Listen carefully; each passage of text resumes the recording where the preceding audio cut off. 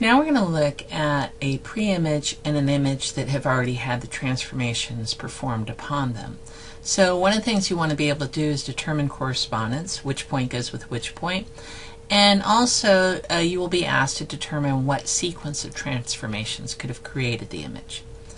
So for determining correspondence, because similar polygons can be rotated and reflected in addition to being translated, the translation is not going to move the points around. Even the dilations, well, it's going to move it, but it's not going to change the orientation. All right, top is still top, bottom is still bottom. Even dilation behaves that way. Top is still top and bottom is still bottom.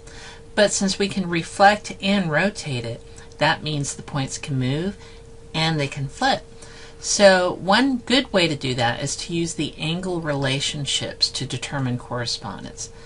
And it may be helpful to redraw the second polygon in the same orientation as the pre-image so that you can match the angles and write the similarity statement.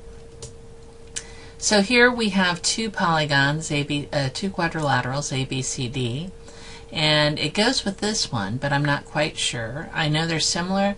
They don't have to be the same size. One could look a lot smaller than the other. But the main point is I'm just trying to determine similarity, and I don't have any side information. So I'm going to redraw the polygon here like ABCD.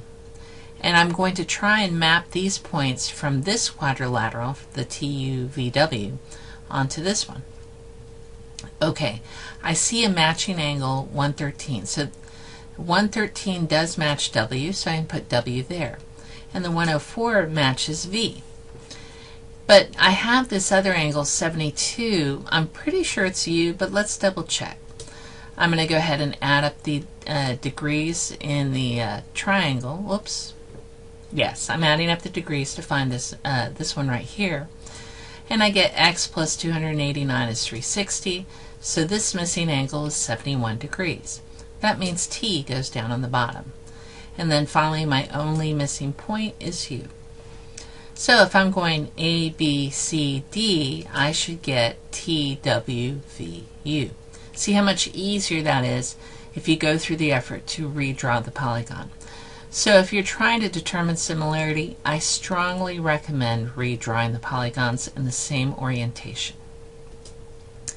Another way to determine correspondence, because you're not always going to have the angle information, especially if it's graphed like on a grid.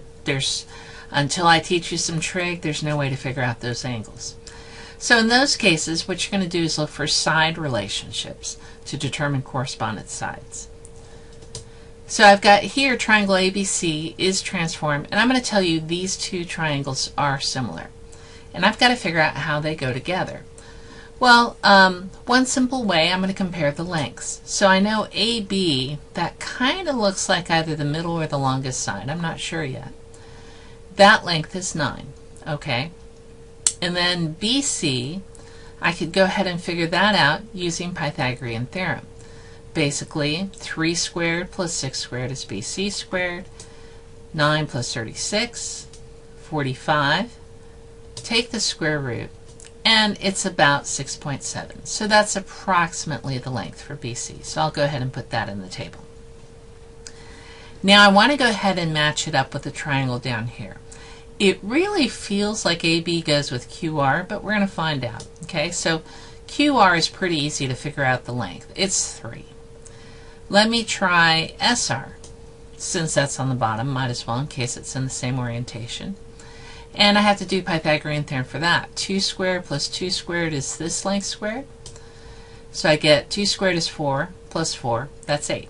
Take the square root, and I get about 2.8. So I'm just trying to approximate this. Well, I'm thinking that I might have a scale factor of 3 because I went from 9 to 3 here, and I'm pretty sure that side goes with that one, but this one isn't 3, and it's not even 2. So let me go check another side and see if I can get a 3 to 1 correspondence. Okay, so for this one right here, it's 1 squared plus 2 squared, or basically 5. Take the square root, and that's 2.2. That one is a 3 relationship to the 6.7. So I'm pretty sure this side goes with that side. And if you look at it, there's a 2-to-1 ratio, or the rise is 1, -1, and the run is 2. Here the rise is 6, the run is 3. So it's kind of related. They're at a 90-degree angle to each other. They're perpendicular. But the ratio there, they make the same sort of triangle, just one's bigger than the other. Okay, so that means that it looks like I'm going to find out that it goes with RQS. So let me show you how I did that.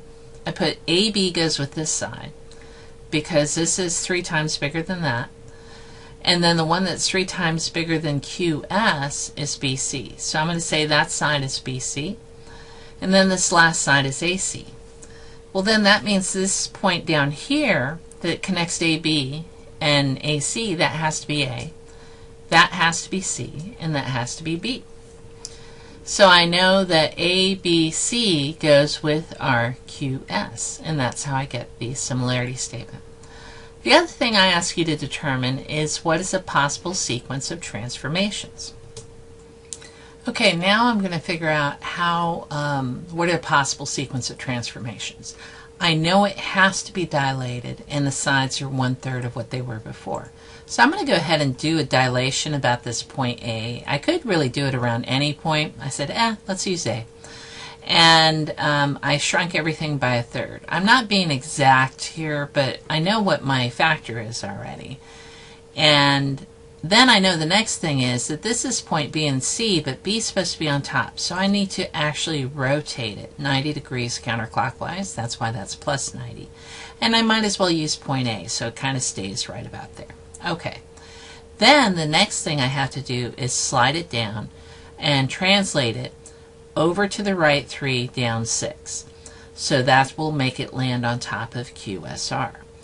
Now, when I was first doing this, I accidentally wrote the dilation first. And remember, we go from the inside out. So I'm actually going to have the dilation inside of the parentheses, then the rotation, and then the translation. Now, if you did this in a different order, you could have a very different answer from what I have. So there are multiple ways that you can transform this and get the same final image. So what are 2 possible ways to determine correspondence? Remember, we can use one part of the polygon, or we can use another type of part of the polygon. And then, what are some strategies for determining possible sequences of transformation? Go ahead and look. Is it keeping the same orientation? Is it flipped? So if it's flipped, there's a reflection. If it's turned, that's a rotation. And it might be helpful for you to kind of just keep it around a point on the polygon, and it doesn't have to match exactly the answer that I give. There are multiple possible answers.